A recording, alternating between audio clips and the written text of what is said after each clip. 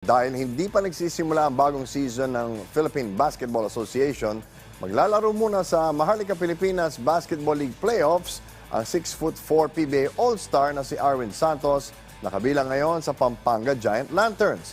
May ulat si Daryl Oclares ng PTV Sports. Matapos ang ilang buwang mga usap-usapan, naglalaro na sa Maharlika Pilipinas Basketball League Season 5 ang 6'4" forward na si Arwin Santos, na bahagi ng playoff campaign ng Pampanga Giant Lanterns ngayong season. Matatandaan na bago sumabak sa MPBL, nakasama pa si Santos sa Northport Batangbera sa isinagawang PBA on tour nito lamang nangaraang Hulyo.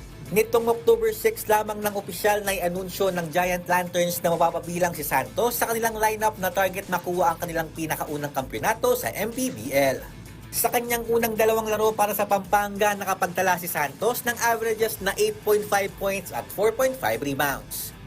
Sa eksklusibong panayam ng PTV Sports kay Santos, sinabi niya na unti-unti pa siyang nag-a-adjust sa kapunan na ilang araw pa lamang niyang nakasama sa ensayo.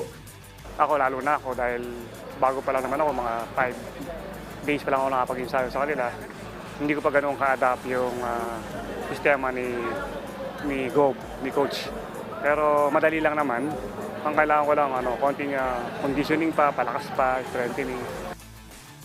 Bilang isang veterano at 9-time PBA champion, nagbigay din ng payo si Santos sa kanyang mga kasulukuyang teammates sa Giant Lanterns, kabilang na ang former Gilas Pilipinas stalwart na si Justin Baltasar. Lahat tayo, nilagay tayo dito ni Coach, ni tatay ni Gob, dahil naniniwala sa kakayahan natin. So, dapat ipakita natin yon, or mas dapat masigitan natin yung expectation niya. Kasi binuo niya itong team na to dahil gusto niya mag-champion. Sa ngayon, Pampanga pa lamang ang nakapasok sa semifinals ng MPBL Season 5 matapos nilang masweep ang Marikina Shoemasters sa quarters nitong nakaraang Biyernes. Daryl Oclares para sa Bayan.